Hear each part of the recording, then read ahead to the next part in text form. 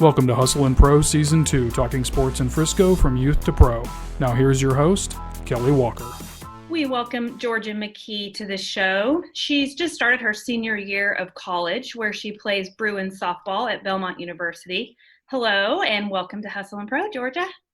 Hi, thanks for having me. Yeah, thanks for joining us. So I want to start with a few quick hits to sort of get to know you and your sports life a little bit better. Who's your favorite athlete? I'd have to say Abby Wambach. What's your favorite sport to watch? We know you're a softball player, but if you're just sitting down to watch sports or go to watch sports, what is it that you're watching? Hockey. I love watching hockey. I'm a Nashville Predators fan. Oh, okay. Oh, because you are in Nashville now. You live in Nashville now. Right. What's your favorite sports movie? Does The Sandlot count? For sure. Yeah, I love those little guys. Okay, do you have any sports superstitions? Yeah, every game day I put my uniform on the exact same way. And so it's like left sock, right sock every time. Like everything goes on the same time, even my cleats. All right, so let's rewind a little bit. So before college softball, even before Wakeland softball, what did sports look like for you as a kid? How many sports did you play and for how long? Like how far into your life? Yeah, I played a lot of sports at Griffin Middle School when I went there. So I played volleyball, soccer. I was a goalie there. That was my only year of soccer, 7th grade. I was done after that. And basketball. So I played a lot in middle school. But then once I got to high school, I just focused on softball. I'm fascinated by catchers. So I want to ask you a couple things about catching. One thing I wanted to know, what you mentioned, was at what age did you commit to full-time catching? Because I know in Little League, like the Little League my kids played in, it's hard. If there's not a kid that really wants to do it, it's hard to then identify who has the right skill or body type or whatever it is that you need on that team to play. And so you get to an age where a full-time catcher can make or break your team. So at what age did you kind of commit to being that player? It wasn't really until my freshman year of high school, which is actually pretty late to start catching. I was a third baseman, played some middle infield, and my team just needed a catcher one tournament. I think we were in California, and both of our catchers, like one got a broken nose, and I forgot what happened to the other one, but they were like, Georgia, like, you want to do it? And I said, sure. And so that's just how I fell in love with catching, is I was just thrown in there, and I watched YouTube videos of baseball and softball catchers and learned how to do it really quickly. Oh my gosh. So so then you've been catching, you caught 4 years in high school and now you're going into your fourth. So you've done 3 seasons of college. So as a catcher, do you talk to the batters? I don't. Not I at do all. sometimes, like if I know them, if like I know some of the girls in our conference, or like every time we play Ole Miss, I have a couple teammates that I used to play with that go there, and so I'll talk to them then. But usually we're pretty locked in, and I don't want to be like that annoying girl that's like trying to distract you. I just like to play the game how it is. So you're not trying to get in anybody's head or play any mind games. No, I think that's more of a baseball thing. I think we just kind of like to stick to the plan. I'm really focused on my pitcher at the time, and making sure we're on the same page and we communicate a lot. And so that's really what I mainly focus on. Yeah. So let's talk about communicating. I'm also fascinated. One of the things is signals and how you communicate. So, do you hang out with your pitchers outside of normal softball world? And how many signals do you have? And how do you guys communicate in during innings? Yeah, one of our pitchers is my roommate, and so we spend a lot of time together outside of softball. I mean, all my pitchers I try to spend a lot of time with, just so we can make that connection and make that relationship, because that's really important to have on and off the field. Signs-wise, we have a lot. Sometimes it depends on also your coaching staff, and I'm going on to my 3rd coaching staff in my 4 years of playing, so it's changed just about every year of Wow. and signs. Yeah, it's been a wild ride. But sometimes we'll have like 50 signs on our arm. Like we have like armbands, Mm-hmm. and so sometimes coach will call out like these like a list of numbers, and that will tell the entire team what pitch is about to be called, so that everyone can be ready. Depending on like the location, speed, it affects the whole team, how our defense is set up. So every time you get a coaching change, your signs all change and you have to kind of relearn your playbook? Yeah. Yeah, you too. That's a lot. It's been a lot, but hopefully fourth year, best year, third head coach, best head coach. We'll Yeah. see. Yeah. My last catcher related question, I guess. So I think throwing a runner out is like one of the most exciting kind of, defensive plays you can watch and be a part of too. So talk to me about that. That's the best feeling. Just the adrenaline, just knowing there's a really fast girl on first and having to set up and like get your mind ready to throw someone out, especially if you know that she has like all conference honors for being for stealing bases, or if she's one of the fastest people in the NCAA. Like it's just so exciting to either want to pick her off or throw her out. And we do pre-game, I guess, an evaluation of the team that we're playing before every game, before every tournament. So we know who we're dealing with. We know what they're known for. We know their playbook, basically, is what we want to do before every single game we play. And so I usually keep a list in my head of who are the fastest girls on the team, like how many stolen bases they have, if they leave early. And so I pretty much know who's going to steal or who's going to at least try to attempt. What's your favorite or best base that you're going to get somebody thrown out at? I mean, second. Second is the most common, especially in softball where the bases are closer together. Not many people steal third. Yeah. And a lot of people don't get big leadoffs at first when you get to the Division I level. So the most I get out is at second. At Wakeland, so at high school level, I was looking at some stats and you put up some, better than average stats, of course. Obviously, you went on to play in college. So, but how has your game changed and maybe your role changed as you've now played at the college level? I mean, it's changed a lot. Like you grow up, like I grew up in Frisco and was one of the best players in the DFW area and was told that my entire life. And then you go to college, you go play Division I ball, and it's like everyone was the best player, either in their city or their entire state. And so it's just everything changes when you go play in college, which is a good thing. And it really pushed me to be better and to accept my role as different. Like I'm not necessarily the best player on my team right now. And it's because I went to a school where everyone was really, really good.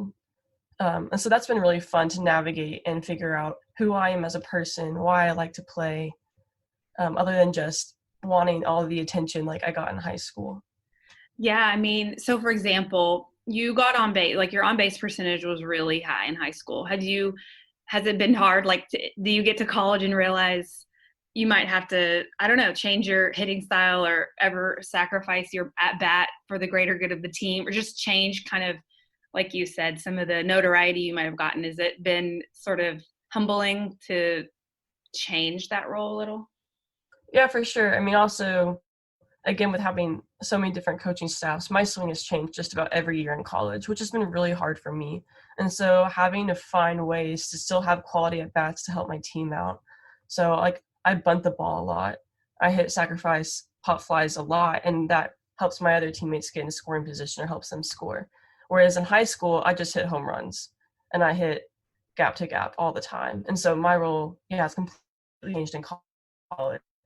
But I don't really pay attention to stats. Our team, we're really good about not paying attention to stats because at the end of the day, it just matters what we can do as a collective team. Whereas I think in high school, I'm more concerned about myself. Sure. Yeah. I wondered if you or your family ever kind of expected that. I mean, I wouldn't expect somebody that's hitting home runs in high school to 3 or 4 years later say, okay, I bunt a lot, or, change your swing that much. I mean, I kind of had an idea that it would happen after I talked to some other players that went to go play Division I. So I kind of expected it, but also, of course, I expected a lot of myself. And I kind of came in thinking I was all of that and was going to do great. And then, just battled a lot mentally. And I figured it out, and I know my role in the team. Good. So we're all good. Yeah. I mean, that's part of getting better and just changing and growing as a player. Was it ever like to a point where you questioned yourself? Like, did you have a bad season or two in college ever where you were like, should I be here?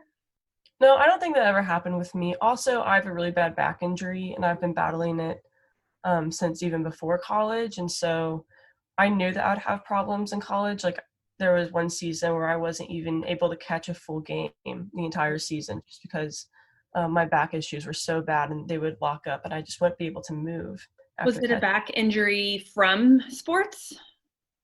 Yes and no. I think it was how quickly I started catching and how I kind of just taught myself and figured it out on my own, which was good, but I think I just put a lot of pressure on my body when I was so young in high school. Didn't take care of my body very well. I did CrossFit for like 6 months, and I've always been really strong, and so I think I just really started lifting weights too early. Didn't really have a good coach to help me lift weights and know how to lift weights properly, and so I threw it back a long time ago. Yeah. Technique, if you are jumping in or even trying to self-teach yourself something like that, technique can probably make or break your body. You can get by and like look good or, do the actual job of catching well, but it could be hurting you, right, in the long run. Catching's brutal on your body. That's one reason, and kind of like goalie, like you said at the beginning, it's not only a lot of the most pressure on the field, obviously, because it shows so much on the scoreboard, but it is the toughest on your body. I think that's why there's so much hesitation on young athletes to choose those positions. It takes a certain kind of personality to step up early and want to go take that punishment on their body, right? Yeah, for sure. All right, tell me about your major at Belmont, and what your goals are after you're finishing up this school year. Yeah, so I'm a faith and social justice major, which isn't a major you hear too often. So I studied a lot about religion and politics, the intersection of both, how to be a person of faith but interact with the world, and what Scripture says about interacting with the world around us. So hopefully after this year, I'm not going to take my 5th year because the NCAA gave us a 5th year of eligibility because of Corona. Sure. Mm-hmm. So, but I think I'm going to go to Vanderbilt. That's the plan if I get in, and get my Master's of Divinity and my Master's of Community Development and Action. Master's in Divinity Mm-hmm. and Master's of Community Development and Action. Is that what you said? Yes. Community Development and Action. Okay. So this brings me to a Twitter post I saw. This is how I wanted to talk to you. So what did you recently do with the Frisco Police Department? For sure. Yeah, I've always wanted to be a person that engages with my community, and Frisco means so much to me that when everything was happening with George Floyd and when the whole country was starting to erupt, I was like, I want Frisco to be, I want me and my community to be involved in this. It didn't make sense for me to go to Dallas to the protest because that's not my community. Frisco is.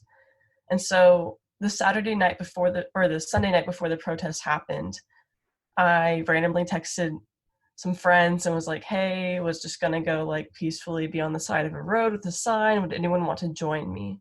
And one person responded. And so we went and made signs. We thought it would just be the two of us. We were like, let's throw it out on Twitter and see if anyone else wants to come. And less than 24 hours later, we had over 4,000 people show up. 4,000 people. That is crazy in 24 hours. Was the one person who responded our mutual friend who I think it was, or did he come in later? No, later. Okay. Because Wait, Daniel? Yeah, Daniel. So, because Daniel's been on this podcast too, and we mostly were talking about his basketball career and everything. But I know that he eventually ended up being a part of that with you, correct? Yeah. So I think it was later that night. I was with Sydney, my friend that wanted to do the protest with me. Okay. And I saw that Daniel had been to the Dallas protests, and so I was like, maybe he'd be interested in joining us. So I shot him a text and was like, hey, we're gonna do this. Would love if you could join. He ended up getting involved. He was like, do you need help with anything? And then once it started blowing up on Twitter, I was like, actually, yes. Can you help me? Can you lead this? I really don't know what I'm doing. I've never organized a 4,000 person protest before. And so he jumped in and just helped me take over and was phenomenal the whole time. Yeah, it was phenomenal. The whole thing was. Just as kind of a spectator watching it unfold, I didn't know either of you before that, watching it unfold on social media was exciting and scary and everything all at once. There was so much pushback, of course, coupled with the coronavirus issues of risk of spread. It gave people more fuel to be worried about it. I think there would have been a lot of worry anyway, but it was it seemed like a risk at the time, which you didn't do it for any of that. You were doing it for all the right reasons, but you probably got a lot of pushback. It was probably scary at the beginning, right? Yeah, I got a lot of pushback, especially when people found out that I was the one that organized it. They were texting my mom, they were texting me. People started rumors on Twitter about these bricks, whenever those bricks have been there forever. So we got the police department involved, the fire department involved, and they worked with us the entire time. And so I was confident that everything was going to be okay. Like I know the city, I knew everything was going to be peaceful, and that it was going to be a good family atmosphere. Yeah. Um, And it definitely was. It turned out amazing, and people still talk about it, and they will for a long time. A good show for our community to get together and show what they want to be like. It's not always perfect here. We've seen, flashes of the other side sometimes lately too, which is really sad and frustrating. But man, props to you for having the idea and reaching out to people and taking action and making it happen. I think you started something really important here. Okay, so tell me also about what you've recently done with the Frisco PD this August. Yeah, the other day I have become good friends with the assistant chief over at Frisco PD. And so him and I have become buddies, and he set me up to do a ride along with some of his officers. And so I got to ride along all night long with a couple officers, and they just showed me what they did. We pulled people over, and I really just wanted to hear their perspective and get to know them as people, because I know like right now they're receiving a lot of hate. Mm-hmm. And I've always had a good perspective of Frisco PD, and they worked with us on the protests. And so I just kind of wanted to go see like what was up with them, and wanted to get to know their story. They got involved in the police department. It was an incredible experience. Like, they are some of the best people I've ever met. That's great. I agree with that. I've gotten to do a little bit, nothing as cool as a ride along like that, with our police department and community activities. And I'm always pleasantly surprised at the, the support that community gives them and that they give us, and that they want to be a part of us in our community, and all for the right reasons. So I bet that was interesting to you as somebody who's studying, let's see, faith and social justice. So somebody who's, sitting in class and listening to lectures and then getting to sit in a police car and see it in action. Did you come across anything that surprised you, or, were you taking notes and mentally taking notes about what you're seeing and things that you came across while you were in the ride along? Yeah, for sure. I mean, they showed me also around the department, got to go into the jail. And so I was, of course, looking at all of that. And then I really just wanted to hear their stories. And they were telling me how them as a department, for the most part, completely support the protests, completely support protests, stand with Black Lives Matter. But the media doesn't portray that, and a lot of departments don't portray that as well. That's also something that I learned, is how different the Frisco Police Department is from other police departments, how good their training is, and their leadership is phenomenal, where you don't see that across the country. And so it just comes to show that some bad apples don't define all of them. We also looked at a bunch of body cam videos, and so the Frisco police officers had me look at body cam videos, then watch clips of the media. And so I really got to learn of how to see the full story, how to understand that there's always more to the story. And so that was a really good experience for me. That is. Oh, I bet that's really interesting. There's Mm-hmm. always two sides, right? I mean, in a heated moment like that, everybody remembers things differently. I personally wouldn't be able to remember details and things, and so I think that it's good that body cams exist to tell a different angle of this story and protect everybody involved too. Well, that's fascinating. I think that's cool that you got to experience that, and so I hope that so Vanderbilt is your next step, right? Yeah, I sure hope so. Well, I hope you get into Vanderbilt and go get to study community development and action. I hope that you make your way back to Frisco and keep building our community strong here. I'm sure after you've been to these other parts of the country, you might want to explore that and live somewhere else. But I appreciate all that you're doing when you come home here in Frisco and help our community out.